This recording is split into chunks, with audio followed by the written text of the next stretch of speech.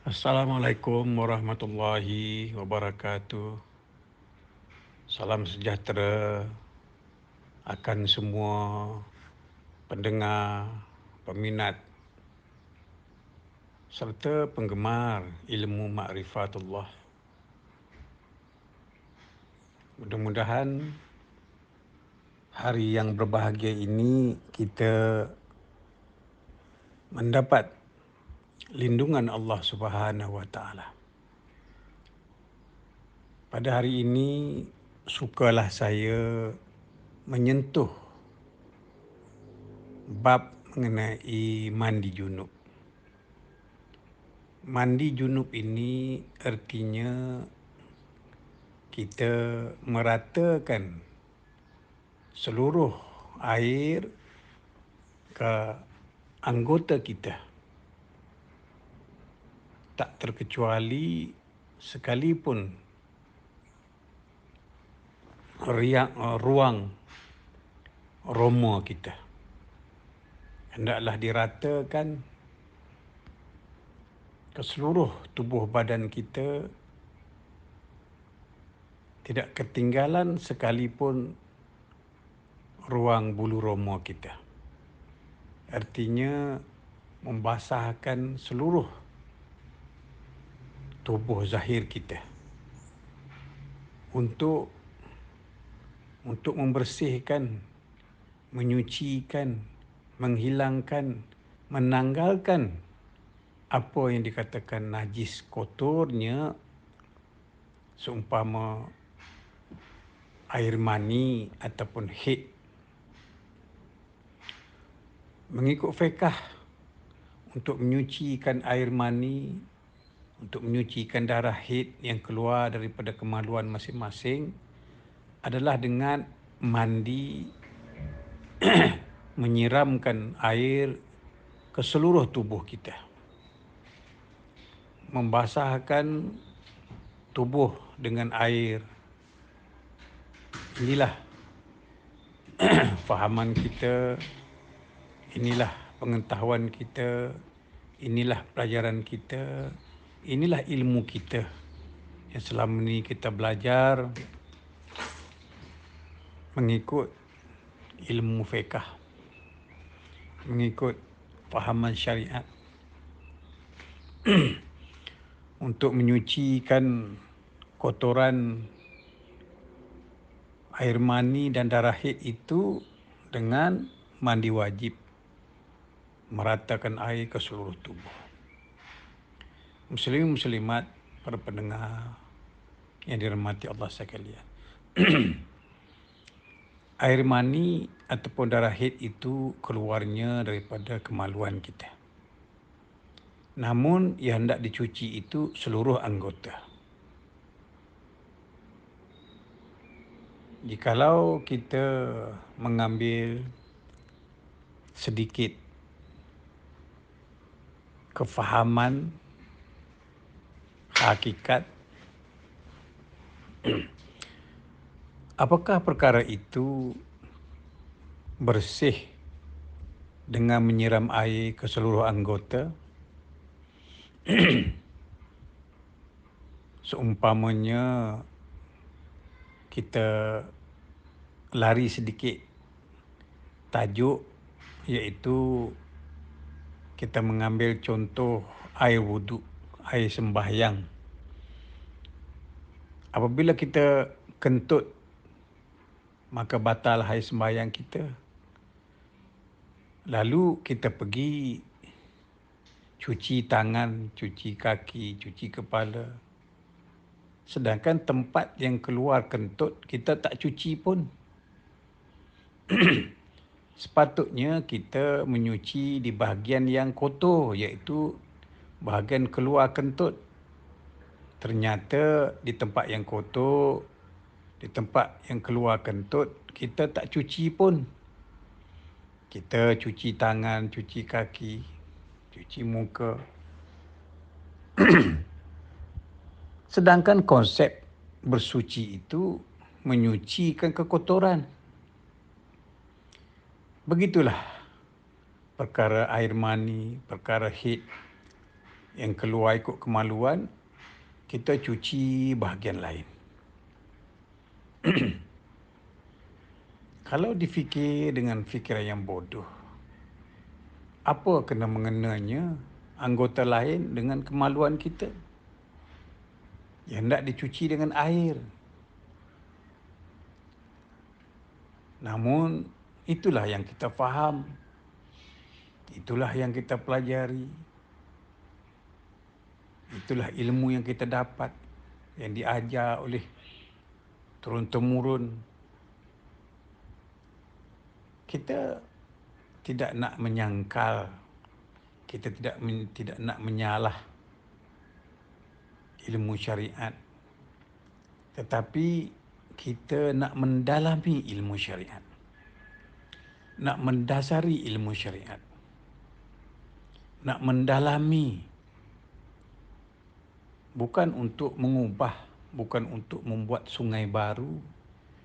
Kita nak mendalami sungai yang sedia ada. Muslim muslimat, para pendengar, para penonton yang beriman sekalian. Asasnya keluar air mani atau asasnya keluar sesuatu dari kemaluan,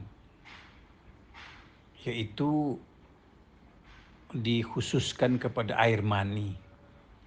Bila air mani ini keluarnya air mani kita ini pada masa, pada saat, pada waktu, pada ketika kita sering melupakan Allah semasa keluar air mani.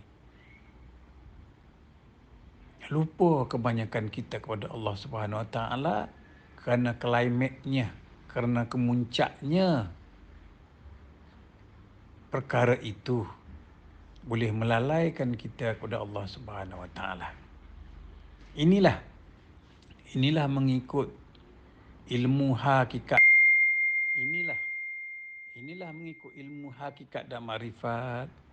Dia bukan sebatas ilmu syariat, bukan sebatas ilmu zahir. Yang zahir itu zahirlah, yang syariat itu syariatlah. Kita bukan nak mengubah syariat, kita nak mendalam. Apabila kita masuk kepada pengetahuan ilmu hakikat makrifat, yang menyebabkan kita ini kotor, yang menyebabkan kita ini najis, yang menyebabkan kita ini cemar, yang menyebabkan kita ini jijik, adalah kerana kita melupakan Allah Subhanahu Wa Taala. Jadi untuk menyucikan, membersihkan perkara lupa ini tidak semestinya dengan air. Air itu lambang kebersihan, simbolik kepada kesucian.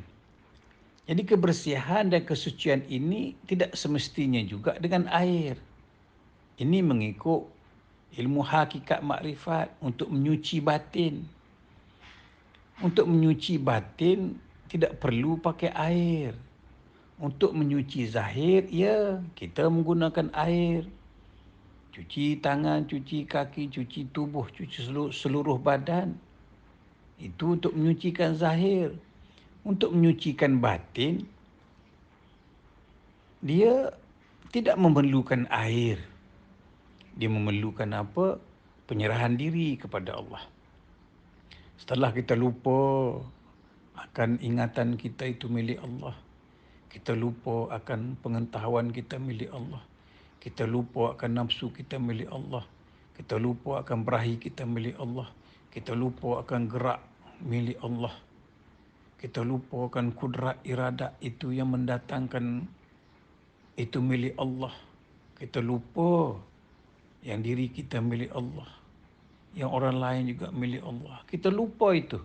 Kita ingat kitalah yang cantik, kitalah yang lawa, kitalah yang gagah, kitalah yang kuat, kitalah yang handsome, yang kaya, kudrat kita, kuasa kita.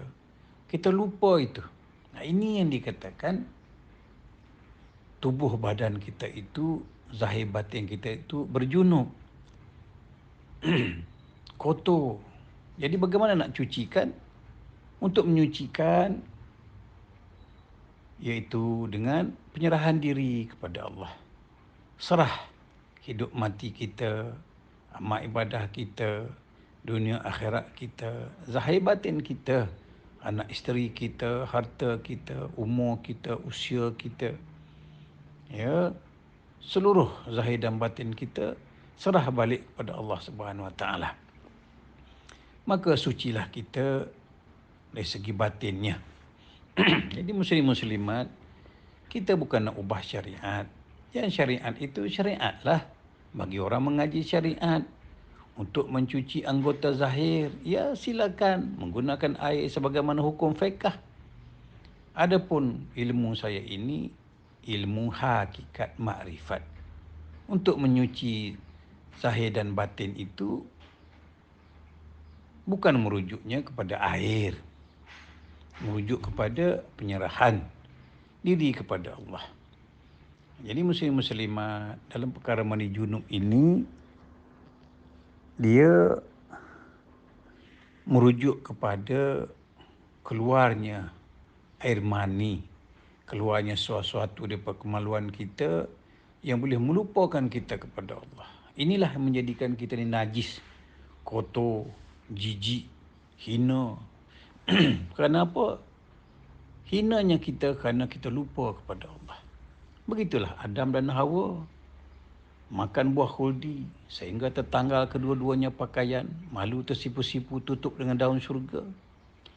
Kalau difikir dengan otak yang bodoh, apalah sangat buah khuldi, sedang seisi syurga dibagi kepada Adam dan Hawa. Ini buah khuldi.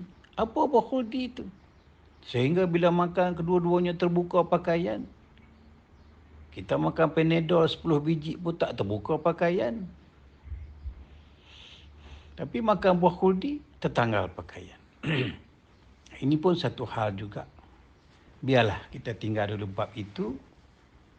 Kita lebih fokus kepada kenapa jadi terkeluarnya Adam dan Hawa kerana lupa masa kau makan. Hai Adam, Allah tak murka masa kau makan buah khuldi. Tapi yang menjadi kemurkaan Allah itu lalai masa kau makan. Begitu juga orang yang mendirikan solat. Dahlah kita bersolat, hujungnya mendapat neraka wil. Kenapa? Kerana lalai dalam solatnya. Itu maksudnya lalai ini sesuatu yang besar. Sehingga bersolat pun boleh masuk neraka. Neraka pula kelas ke-7, kelas yang paling bawah. Kenapa? Kerana lalai dalam waktu bersolat. Jadi perkara lalai lah yang menjadi fokus kita, yang menjadi junub, yang menjadi najis, menjadi hina. Ya, jadi jangan tertumpu kepada air. Air yang kita mandi itu untuk cuci zahir. Zahir pun tak lepas, tak sudah, tak cuci. Seumpama kita kentut, cuci tangan. Kentut lagi, pergi cuci tangan lagi. Kentut lagi, pergi cuci tangan lagi. Bersih tangan lagi, cuci muka lagi. Bersih muka lagi. Ya tempat keluar kentut, ya tempat kotor, tak dicucinya. Ini menunjukkan sesuatu. Penyucian itu bukan merujuk kepada air sahaja. Ya, bukan merujuk kepada air sahaja. Kita kena mendalami lagi mana sebenarnya air penyucian, air penyerahan diri kepada Allah. Ya, jadi itulah saja bingkisan pada hari ini.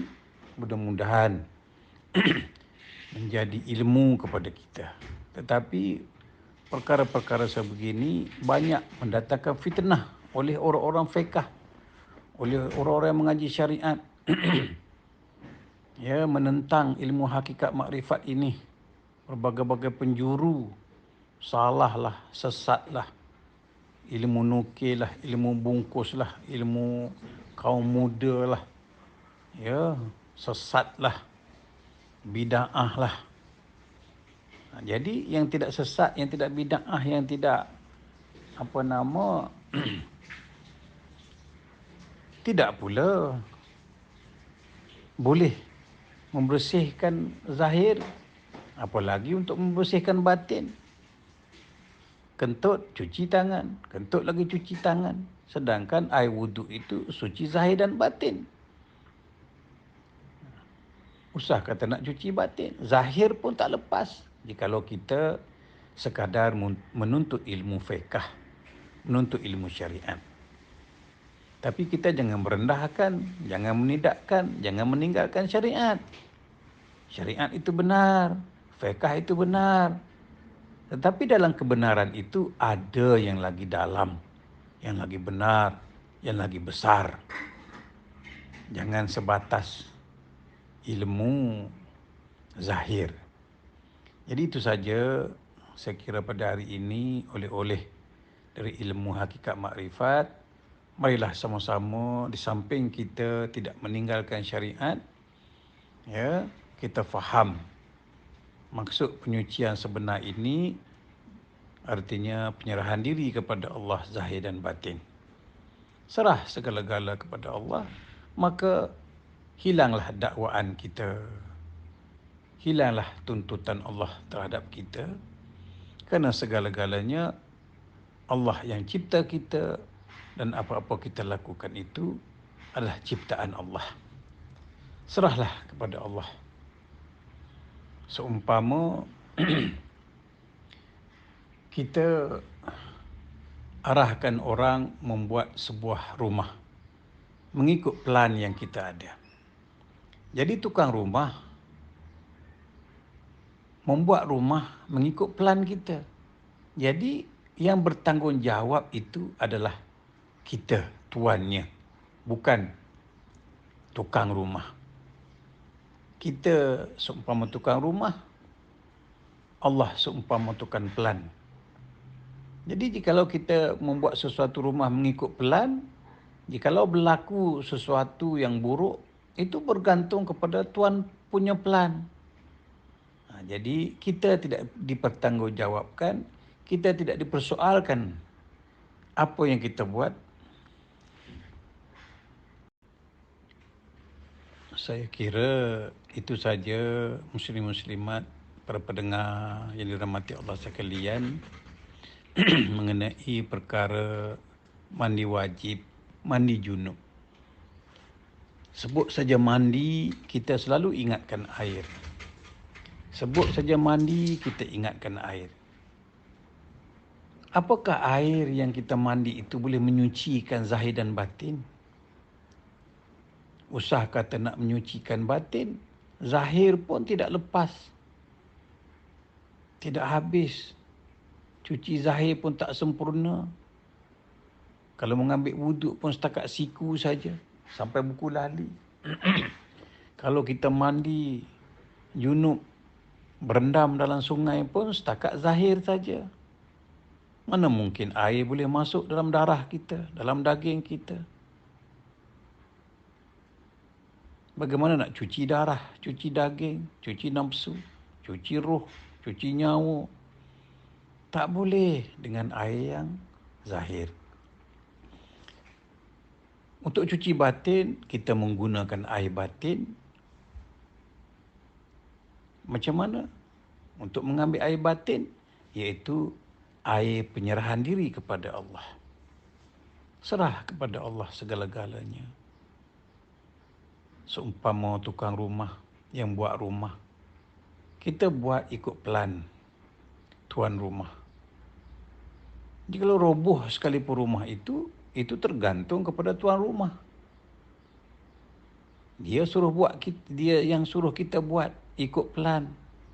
Roboh sekalipun, kita tidak dipertanggungjawabkan. Tuan rumahlah yang bertanggungjawab. Itu makanya muslim-muslimat, serah kepada Allah. Biarlah dia menentukan kita. Dia buat kita dan apa-apa kita perbuat. Barulah dikatakan suci zahir dan batin. Masa kita angkat takbir Allahu Akbar bersolat, penuh jiwa kita, hati kita, naluri kita, batin kita, serah kepada Allah. Tak ada dah yang angkat tangan, tak ada yang berdiri, tak ada rukuk, melainkan kudrat iradat sama bahasa kalam ilmu hayatnya Allah. Tidak ada kena mengena dengan kita. Sudah lepas kita ada bertanggungjawab. Biarlah Allah bertanggungjawab di atas apa ciptaannya. Ini yang dikatakan suci zahir dan batin. Maka masa kita nak balik, nak mati esok pun begitulah. Saat menunggu sakaratul maut, jangan lagi difikir anak, fikir isteri, fikir harta, fikir perusahaan, fikir ladang. Serah kepada Allah. Maka kita akan kembali dengan tenang, redha, meredai. Itu saja. Wabillahi taufiq wa hidayah. Wassalamualaikum warahmatullahi wabarakatuh.